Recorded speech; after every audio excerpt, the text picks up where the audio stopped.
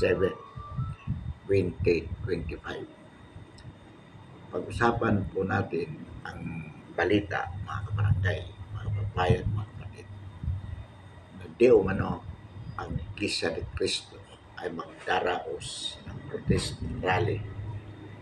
3 araw po ito, simula ng November 16, 17, 18, 2025. Ang atin pong panawagan, mga barangay, mga kababayan, mga kapatid, sa ating mga kababayan, sabayan po natin ang protest rally na ito.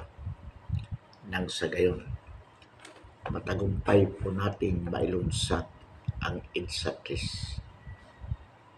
na naglalayon na mapatalsik ang bangag na Pangulo at ang kanyang tiwaling administrasyon. Alam po natin, mga kabarangay, mga kababayan, mga kapatid, na kapag ang Iglesia ni Cristo ang nagdaraos ng rally, marami po ang sumasama sapagkat sa kanilang mga membro pa lamang ay talaga pong milyon na. Ngunit hindi po ito magtatagumpay kung sila lamang po, sapagkat hindi sapat ang kanilang bilang upang mailunsad ang INSA-3. Kaya ang ating pong panawagan, partikular sa mga estudyante at sa lahat ng sektor ng ating lipunan at sa iba't ibang sektor, sabayan po natin ang rally na ito. Nanawagan po tayo sa mga Katoliko, sa mga born again, sa KOJC, na sumabay po tayo sa kilos pista ng Iglesia ni Cristo. Ang INSA-1 at INSA-2 ay naganap po sa loob ng 3 araw na tuloy-tuloy na rally sa INSA. Kaya ito pong panawagan ng Iglesia ni Cristo, 3 araw na sunod-sunod na rally na gaganapin sa Luneta at sa INSA. Ito po ay nagpapadya ng INSA-3 kung ito po ay sasabayan ng iba't ibang sektor ng ating lipunan. Kaya po tayong nananawagan, pagkakataon na po ito, ang Armed Forces of the Philippines at ang PNP, kapag nakita po nila na talagang maraming mga sibilyan ang nagtitipon-tipon at tuloy-tuloy na humiling ng pagpapatalsik sa bangag na Pangulo, sigurado po na sila ay magwe-withdraw ng kanilang suporta sa kanilang Commander-in-Chief na isang bangag, adik, at ang kanyang tiwaling administrasyon. Nangyari po ito, mga kabarangay, mga kababayan, mga kapatid, noong INSA-1 at INSA-2. Naging mapayapa po sapagkat nagkaisa ang military at ang pulis na sumama sa sambayan ng Pilipino dahil nakita po nila na milyon mga Pilipino ang nagkaisa upang patalsikin ang nooy Pangulo na si Ferdinand Marcos Sr. noong 1986 at noong 2001 muling nagkaisa ang sambayan ng Pilipino na patalsikin ang tiwaling administrasyon ni Pangulong Ira. Kaya ngayon pong 2025, kung tayo po ay magkakaisa, sigurado po na mapapatalsik natin ang bangag na Pangulo na si Ferdinand Marcos Jr. Ang mga military po alam po natin ay nag-aantabay lamang. Kaya kung makikita nila na milyon-milyong Pilipino ang humihiling na patalsikin ang kasalukuyang bangag na Pangulo at ang kanyang tiwaling administrasyon, wala pong duda na muli magaganap ang EDSA 3. Huwag po nating katakutan ang mga nangyayari sa ibang bansa na naging magulo. Sa Pilipinas po, hindi magiging magulo. Ito ay napatunayan na po natin noong 1986 at 2001 sapagkat traditionally ang military at ang PNP ay pumapanig sa sambayan ng Pilipino ayon sa kanilang sinumpaang tungkulin na protektahan ang sambayan ng Pilipino. Kaya po ang ating panawagan, mga kabarangay, mga kababayan, mga kapatid, sa November 16, 17, 18, 2025, tayo po ay lumabas lahat saan man ng panig ng bansa. Magtipon-tipon po tayo dito sa Metro Manila at karating ng mga probinsya. Ang venue po, ang idineklara ng Iglesia ni Cristo ay sa Luneta at sa EDSA People's Monument. Kaya doon po tayo magpunta, mga kabarangay, mga kababayan, mga kapatid. Ang 3 araw na sunod-sunod na rally, ito po ay nagbabadya, hudyat o pag-ilunsad ang EDSA 3. Kailangan lamang po sabayan natin ito. Ito na po ang pagkakataon. Ito ang tamang panahon upang mailusad ang EDSA 3. Nang sa gayon po, magkaroon ng tunay na reforma sa kasalukuyan nating pamahalaan. Hindi po ito magagawa kung hindi magaganap ang reforma na ating hinihingi habang ang Pangulo ay ang kasalukuyang bangag at tiwaling presidente sa katauhan ni BBM. Ang tanging solusyon ay mapatalsik siya sa Malacanang at ito na po ang tamang panahon. Kailangan lamang magkaisa ang sambayan ng Pilipino. Magandang pagkakataon na ito ay sinimulan ng Iglesia ni Cristo sapagkat kapag sila ang nanawagan ng rally, marami po mga membro nila ang sumasama. Ngunit hindi po sapat ang kanilang bilang kung sila lamang ang kikilos. Kailangan po ang pakikisa ng iba't ibang sektor. Hindi na po ito usapin ng relihiyon. Hindi po ito usapin kung sino ang nag-initiate ng rally. Ito ay usapin ng pagkakaisa sa bayan ng Pilipino para sa isang layunin ng makabuluhang pagbabago. At ito po ay mangyayari lamang kung mapatalsik sa Malacanang ang isang adik at tiwaling Pangulo sa katauhan ni BBM.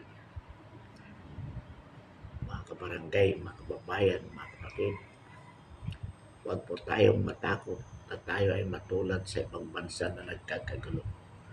Sa Pilipinas po, 2 beses na natin itong napatunayan noong 1986 at 2001 at ngayong 2025 mangyayari po ang pangatlong EDSA Revolution at ang objective ay mapatalsik ang isang adik at kanyang tiwaling administrasyon. Ang military po at ang PNP ay papanig sa sambayan ng Pilipino kapag nakita po nila ang pagkakaisa ng mga milyon-milyong mamamayan na humihiling na mapatalsik ang kasalukuyang Pangulo.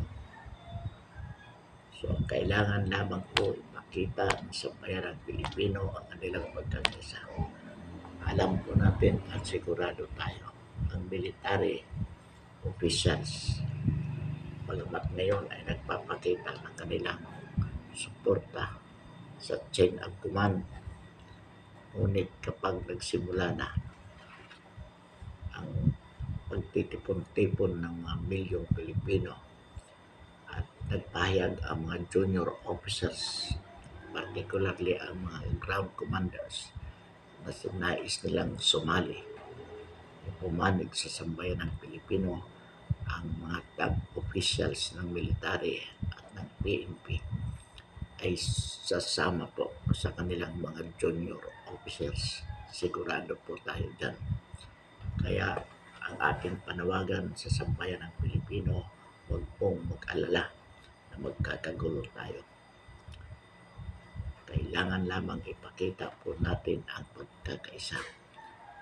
Maniwala po tayo at magtiwala sa ating mga military officers at sa PNP, particular sa mga junior officers.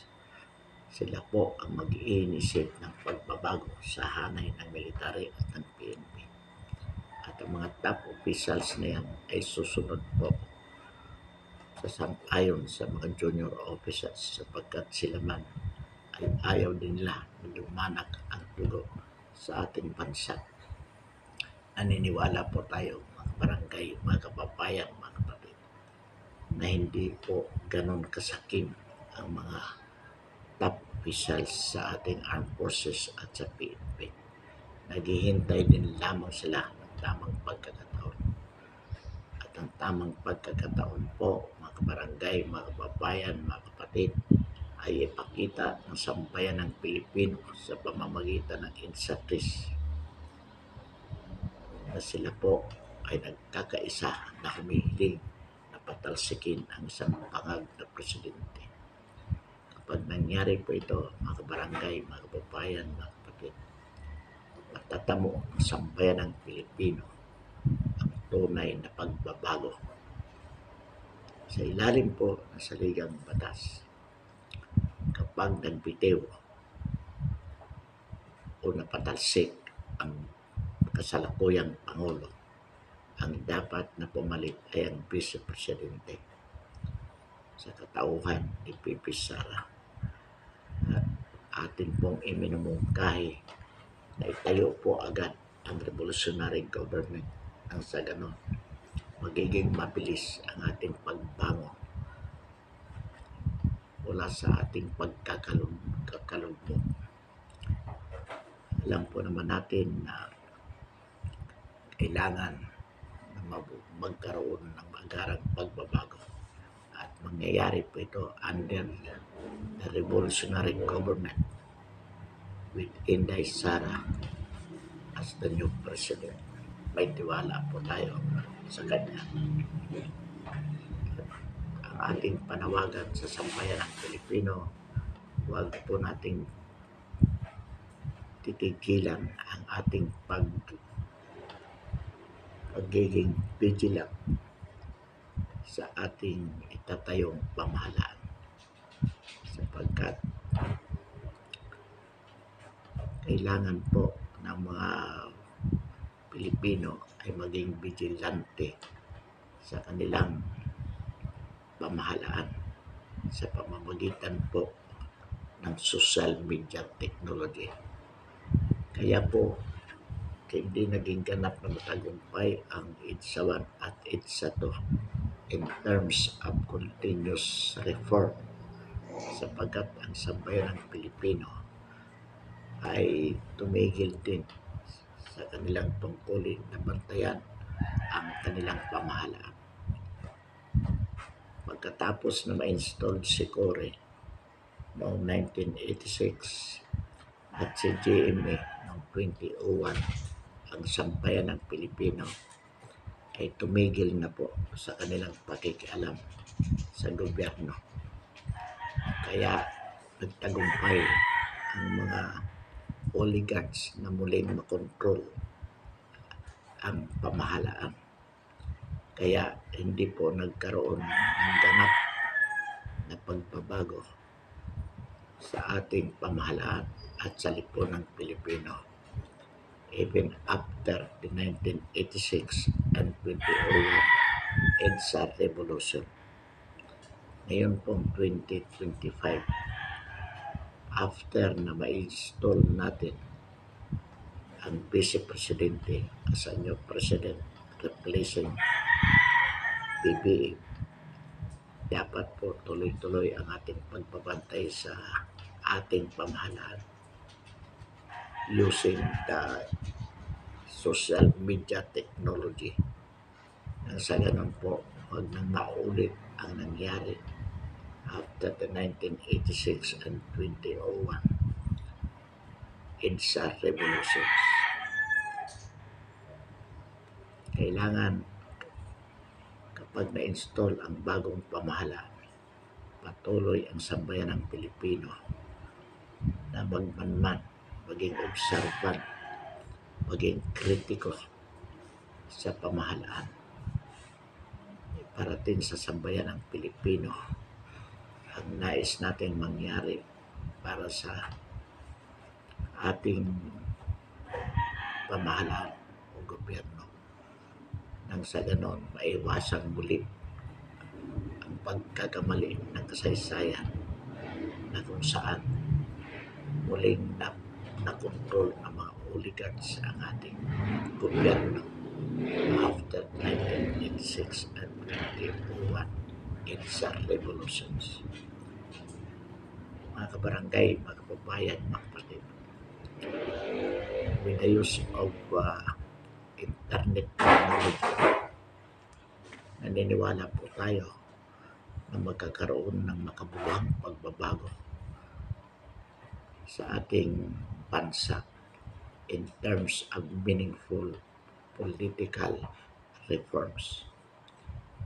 Magsisimula po ito sa gaganapin na rally ng Iglesia ni Cristo ngayong November 16, 17 at 18. Kailangan po sabayan ito ng lahat ng sektor ng ating lipunan, sapagkat kung Iglesia ni Cristo lamang ang kikilos, sigurado po tayo na wala rin mangyayari, sapagkat hindi sapat ang kanilang bilang upang mailunsad ang EDSA na magpapatalsik kay BBM.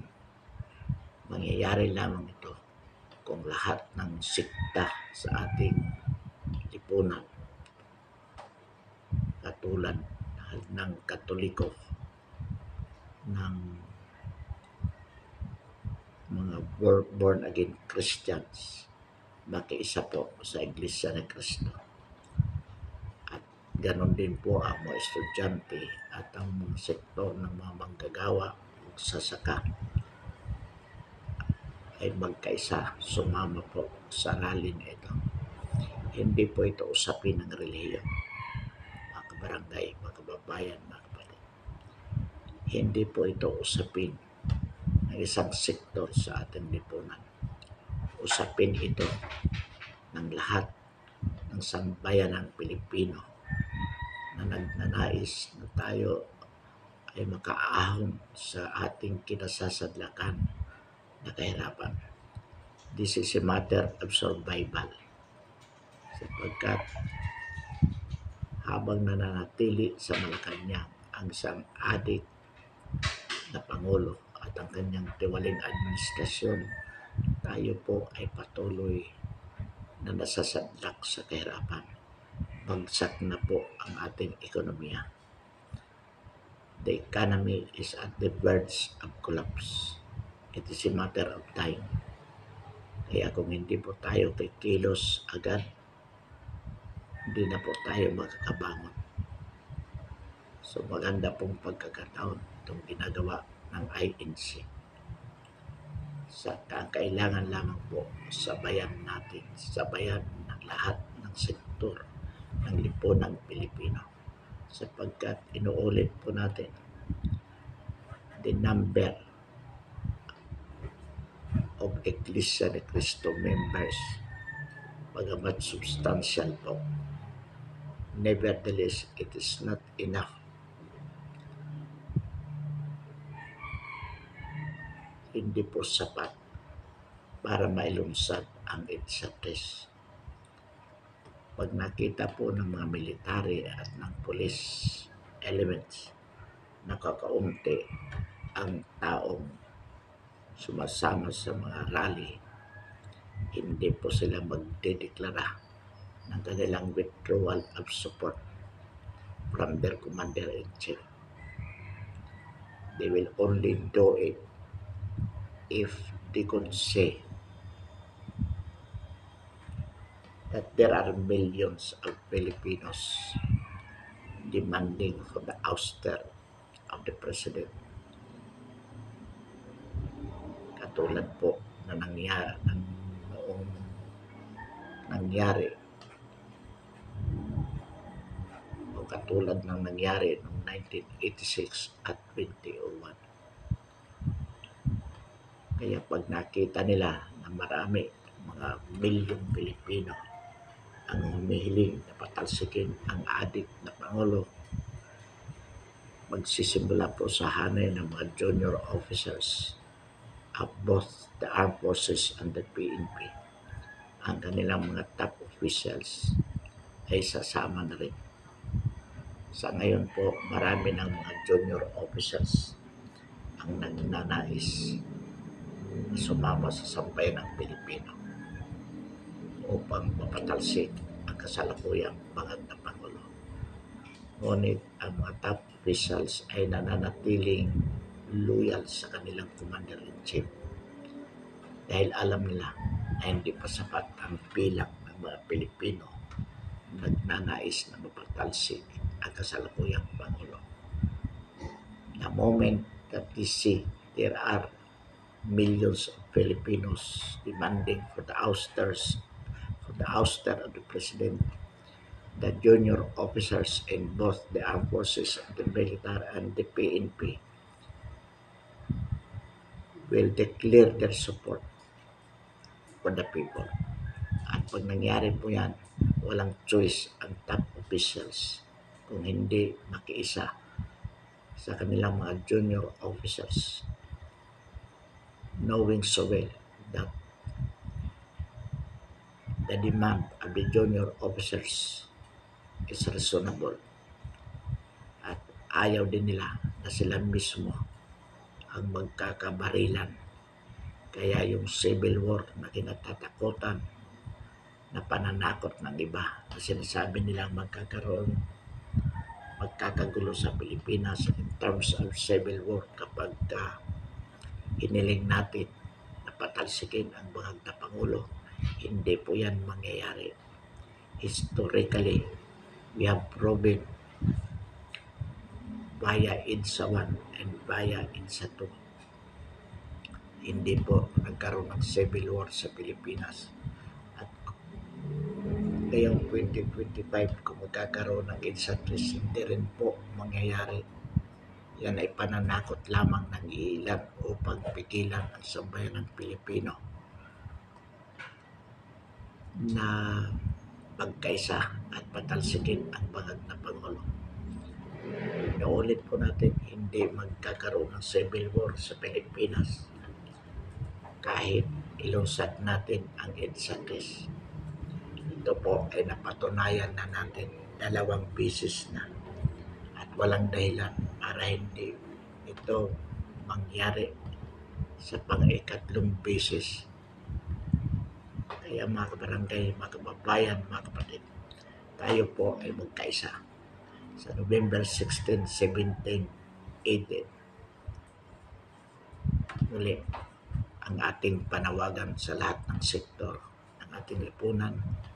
Sabayan po natin ang rally ng Iglesia de Cristo. Atin pong sasamantalahin ang ating pasasalamat sa pamunuan ng INC at sa kanilang mga miyembro. Ito po ay ating hinahangaan, pinasasalamatan yung kanilang initiative na gawin ito. Matagal na po din natin sinasabi sa hanay ng mga Katoliko at ng iba pang sikta ng relihiyon sa ating bansa. Kumilos po kayo. Sabayan po natin ang inisyatiba ng Iglesia ni Cristo. Hindi na po usapin ito ng relihiyon. Usapin ito ng survival at kinabukasan ng mga kabataan na sila po ang tunay na mapapariwara kung ang mga old generations ay wala pong gagawin para sa kanilang kinabukasan. Kaya kung tayo ay tunay na nagmamahal sa ating bayan at tunay na nais nating mabigyan ng magandang kinabukasan ang mga kabataan, ito na po ang pagkakataon. Inuulit natin November 16, 17, 18. Ito po ang simula upang mailusad ang IDSA-3. Ang IDSA-1 at IDSA-2, it happened or they happened within the average of 3 days rally sa IDSA. Noong 1986, nagsimula po ng February 22, 22, 23, 24, 25, na-install si Cory Aquino. Noong 21, nagsimula din po 20, tatlong araw din po, January, ang tanda po natin, January 25 din, na-install si GMA. So ngayon, inaasahan po natin baka mga 23 within that days, 16, 17, 18, baga 21, 22, ma-install ang bagong Pangulo sa katawan ni Pipi Sara. Mga kabarangay, mga kababayan, mga kapatid, inuulit po natin, kahit na magkaroon po ng bagong pamahalaan, let us not stop being vigilant about government. With the use of media technology, patuloy po tayong magbantay sa bagong pamahalaan na may install with the IDSA-3. Nang sa ganun, hindi na po bumalik ang control ng mga oligarchs. Ang atin pong mungkahi kapag napatalsik ang kasalukuyang Pangulo, magtayo po ng revolutionary government under the new president and the person of Pipi Sara. Nang sa gayon po, mabilis ang ating pagbangon mula sa ating pagkakalugmok. May tiwala po tayo sa ating magiging bagong Pangulo. But then, let us continue being vigilant with the use of media technology. Mga kabarangay, mga kababayan, mga kapatid, pansamantala po, wakasan natin ang ating talakayan ngayong umaga. Ulit, marami pong salamat.